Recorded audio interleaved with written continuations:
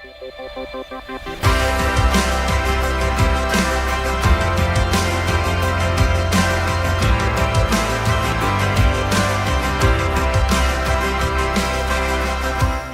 do you stay up to date with the youth and young adults, like the trends that are happening right now, to be able to stay relatable to them? Totally.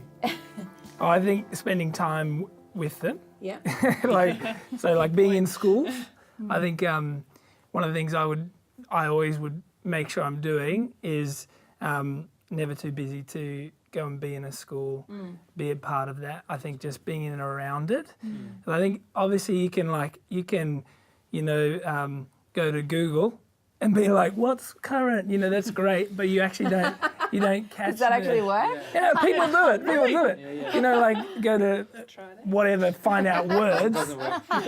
What are you saying now? You're probably going to get something they're not saying right now, right? Go the opposite. But I think actually being in and amongst it, you actually catch the flavour, and it's more than just words. There's a flavour. And it's really easy because it's so quick. There's so much change. Yeah. So I've got to be constantly thinking, cool, what's the current flavour? Because it probably has changed from 6 months ago. Yeah. Even in the high school, it's just constantly moving. So, we've both been chaplains, right, Mitch? And so you can sense that, hey, when there's a change of what's cool. Even when you're in a school and between year 7 to year 12, every grade there is a different point of relevance. Yeah, right. Yeah. And there are some commonalities, but it's amazing when you see it all in one package, the spectrum of what is cool and what's on trend. It's constantly... So is that because it's changed, or because it's a different thing, relates to a different age? I think it's both. I think they're always changing. Yeah, but it's always moving. But right? also, there's just slight variances. Like what happens in year 6, say, is a massive jump to what happens in year 7 when you enter high school. That's probably one of the biggest transition moments for youth in terms of what's cool. You can change even the way they walk and hold themselves. It's amazing to look at. And then year 8, suddenly they're just not the young ones. And then year 9 and 10 is probably the real defining. The real defining where one. it gets real interesting. Yeah. And then year 11 and 12, they're becoming adults. So their mind space is changing and their head space is changing too. So what do you do with all that change as youth and young adults? Yeah, well, leaders. I think we have to be aware. Yeah. Awareness is key. I don't think we have to try too hard. Yeah. I think it's really distasteful. It's ugly when we get real try hard. Yeah. So for me, I'm still very much me. Yep. So I'm not trying to be 15. Good. Because that makes kids ooh, who's this old guy creepy, trying to be 15? Awkward. Yeah, creepy more. Creepy, yeah, that's right. That's right. So, but I think what we do then is we identify influences. Yeah, okay. So for me, I'm thinking, cool, there's a whole bunch of islanders. So we got all these islanders coming to youth. And so I'm not trying to be an island. a footy player, right? A big, I'm like this, they're 12 and twice my size, got a beard down here.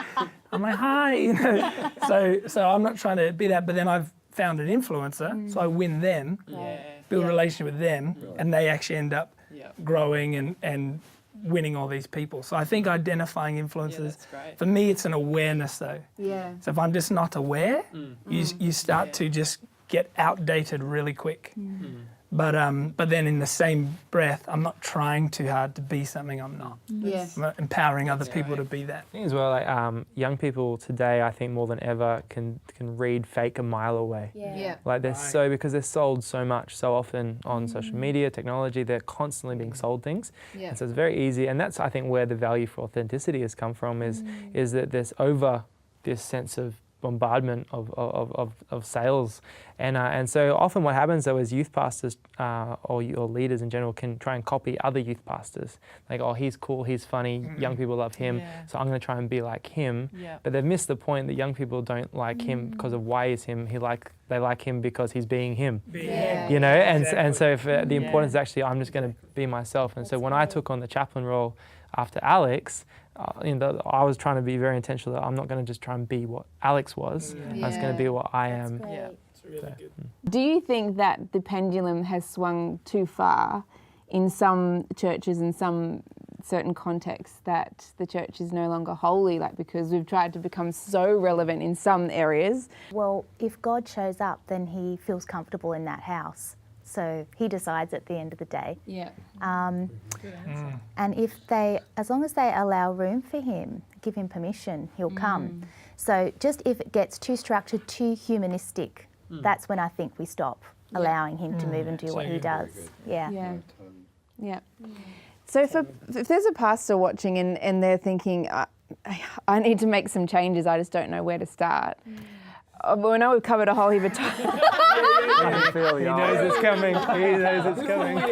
Now my brain's working. I know we've covered a whole heap of different areas, but what's most important? Like, what do you think has the most impact? Like, where do they start? I mean, maybe they're, on a practical note, churches have limited resources. You know, like, do they start with the worship? Like, you know, they might have a really dodgy drum kit that's really loud, or they've got those fluoro mic covers. They're probably better to do less well. From the 1990s still. It's like, where do they start? It's great. It's good to do less well, even if you strip out the drum kit and have a great acoustic and a great vocals or whatever. Less is more. Totally. Yeah. Totally. Absolutely. Yeah, don't try to impress, or don't try too hard. I think definitely where they buy clothes, stuff like that. No, just kidding. I think that's a good point. Totally though. Yeah. I think you start with yourself, right? That's true. Like if you're the pastor, if you're the leader, I think it's everything. The hard reality is it probably does flow from the leader. So making the changes, if you want to see change around you, can't start pointing the finger there if you haven't pointed it here first, right? So I think That's good. that'd be my thought. Yeah, and without it becoming, I'm trying to be a younger person. Yeah. You know, when that thing, that whatever that is, you don't try to be younger. The best version of the yourself. best version of you, and I think that is presentable, and you know, try to be as healthy and fit as you possibly can, because I think those things do count. They're not everything by any stretch of the imagination. I think if I was to answer one key thing to that is start looking younger. Start looking younger. Start looking. Got some great cream. We started a brand of use cream. moisturiser. Cut the ear hairs. Yes, amen. Amen on that one. Is start connecting with younger people. Start looking and connecting with, and not just hanging out is trying to be cool, but investing in the next generation. It took me a while to get to that. That's great. So next generation. you start investing in them, seeing them, and I know for Bernie and I, we love hanging out with young people, not because it makes us feel young, but because we feel like we're investing in that, and I think that keeps us somewhat relevant and young and the sound. And I think for us, when we're raising our kids, we're very much like that too. We wanted to keep the bond strong, but also to keep the conversation open. Yeah. So at our dinner table, it would never be, I'm the father and my opinion. It was like, and we'd ask questions at the dinner table. And if they had a thought, we'd say, okay, talk about that. What's the deal? And let them have an opinion. Let them talk, because first of all, it helps them develop their ability to communicate and have an opinion and to be somewhat self-actualized. I'm sounding like a psychologist now. But I think similarly in leadership, we tend to think as I get older, I know everything, but we don't. I think we need to keep connecting, talking start conversations. I mean, if I was the older pastor, I would probably pick 6 to 10 young people and have a meeting with them every couple of weeks. That's great. And with no agenda, just to chat, talk, and ask a lot of questions. And what's distinctive about you and Bernie is you do have a young, almost timeless spirit because you love the next generation. And there are a few people that I could say that of, but it's not common. I almost wish you could lay hands on everyone of your generation and impart it, and you do in your content and what you're speaking. But it's invaluable because if we don't close the bridge between the generations, the impartation doesn't happen. The wisdom and the buoyancy and the energy needs to mix. Probably a scripture that changed my life the most on that point, random scripture, it's the last verse of the Old Testament. So I'll turn the hearts of the fathers to the children and the hearts of the children to the fathers, lest I bring a curse. In other words, revival is in the connection of generations. But it's got to be at a heart level. Right. And I think when you see young people, when I see young people, I want to love them. I want to reach out to them. It's not like, and I don't know why people don't have that, but anyway, but I think then you get the heart of the young person to you, then, because it's the breaking of the end of a generation that stops the flow of God. Right. Because it's not one generation, it's 2, 3, 4, 5 generations. Right. And I think the enemy comes in and brings generational gap, whatever. Like a big brother jealousy or a feeling threatened. Whatever, exactly. And I think if we keep it flowing, and I think the older generation, if I can speak on behalf of us older guys, is to not feel threatened, but to empower. Yes. Empowering and non-threatened down, upward honour and respect. I think if those two things mix, then we get, and I think that actually creates a relevant church. So. Totally.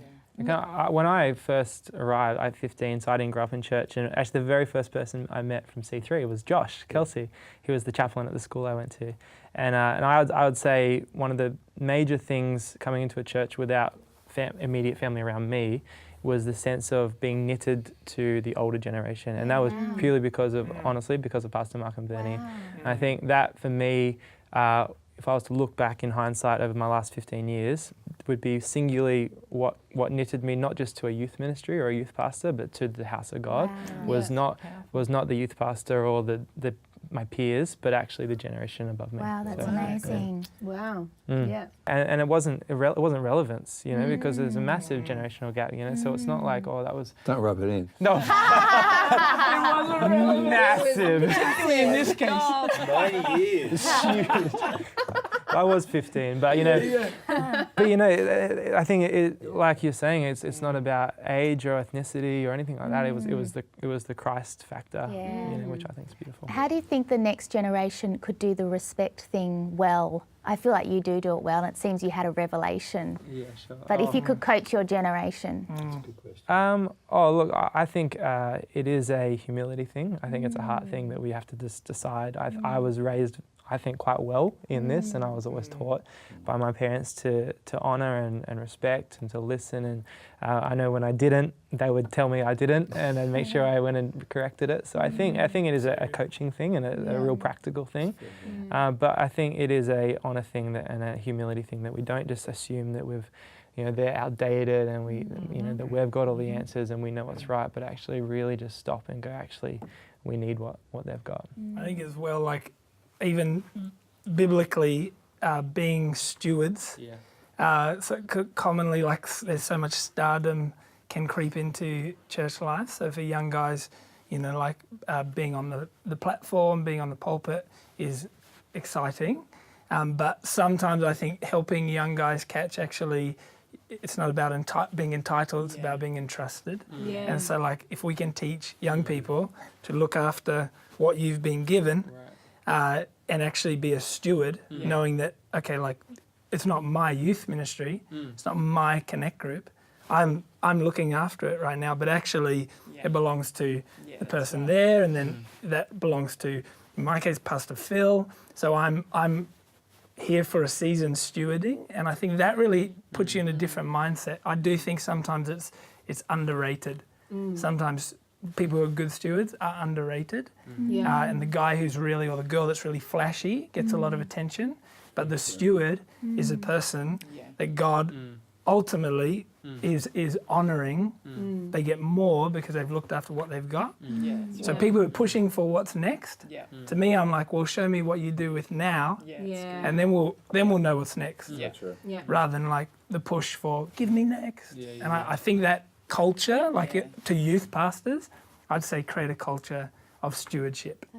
And you'll find that people are a lot more, there's room for more honour and less entitlement. Yeah, wow. Wow, great. Are there any final thoughts that anyone has to encourage pastors and leaders and team leaders and service pastors and everyone watching to create a relevant culture? I mean, I think that people just need to feel like they belong. That is the cry of the human soul. So if we can build community, we're looking after people. You actually don't need a resource of money or anything to do that. That's just intentionality. Anyone else? People have fun. Dear Lord, have fun. Laugh. Seriously. Seriously. Laughter bonds people, you know, like in a service when you laugh together. Yeah. That makes you relevant straight away. Yeah. Because everyone laughs. That's great. Everyone can relate to fun. And so I think if you're boring, stop it. So memes are not off the table, is what you're saying. Memes. We're all about memes. Awesome. I just needed someone to endorse my Yeah. Feel free. Yeah, feel free. Thank you so much, everyone. Thank you, Emma. Appreciate it. Hey, we hope you enjoyed it. We hope it was helpful. And if it was, send it round to your team. Send it to anyone who it might be able to help. And thanks so much for tuning in.